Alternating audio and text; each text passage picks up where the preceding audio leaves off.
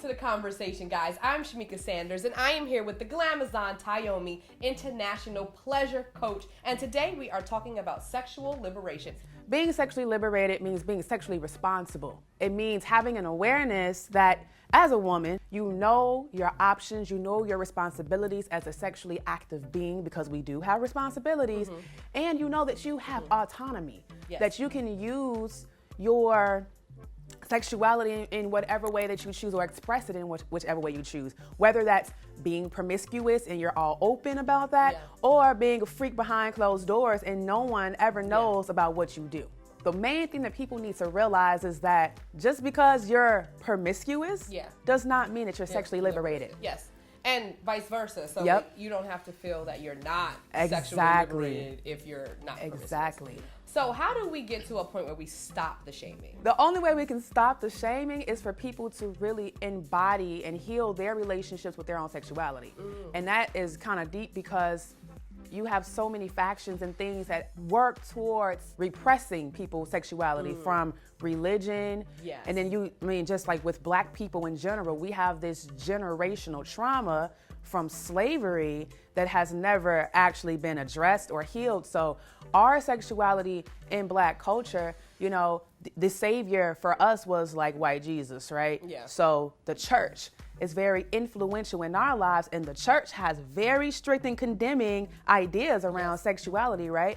And even if you are a person that saves it until marriage, by the time you get to marriage, you're so lost and confused, and you don't know what to do. And then you're set up for this like grand expectation that when you hit your marriage bed, everything's just gonna magically like pop on, right? Lose your virginity, it's just going to be like, Exactly, and it's not always like that. So people have to really work on healing their own relationship with their sexuality and differentiate between A, their own thoughts about sex, and B, the thoughts that they've been programmed to think about sex. And what are some tools and tips that you have for women watching about embracing their sexuality?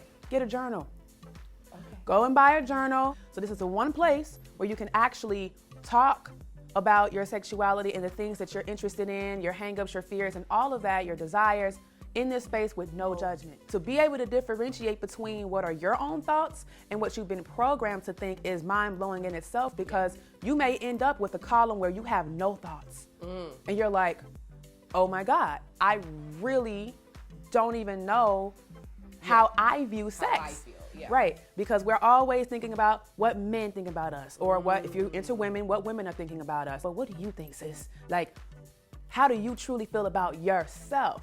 And then that's where you can start to do the work outside of the journal. So if you come into a place where you're like, well, I feel scared or whatever, that's when you can start looking for professional help. The idea is never to start with like just having a bunch of sex. It's like you first have to have a clear understanding of where is your mindset first about sex, and then also what are your hangups, because the major reason why women are not experiencing orgasms is because there's a block. And typically these blocks are layered. But also, we need to talk about why women police other women's sexuality. Women who shame other women want to be those women, and they don't know how to express that, because literally I've literally proven this time and time again on my Twitter feed. I'll post something, and then the women who come and like want to shame and say, oh nah, we good, sis, and I'm like, actually, you sound like you're not good. Every single time they come back like, well, you know what, actually, I do need help. It's the ego that comes out and it wants to attack. Anything that is in the mode of attack, that's not love, that's not who we are, that's just our ego saying, you need to tear that person down because they're making us feel bad, but really it's making the ego feel bad. So women out there, if you're shaming other women, it's making you look bad, not them, because these women are a reflection of you. And if you can't see the beauty in how they are able to show up, then maybe it's time for you to focus on showing up like that, if that's what you truly want. So that is a word, ladies. Thank you for tuning into this conversation. Of course, you can watch more videos on hellobeautiful.com and MadameNoire.com. Thank you so much, Tayomi, for dropping all of those tips. Guys, make sure you listen to Black women, because what else is there to do? Bye.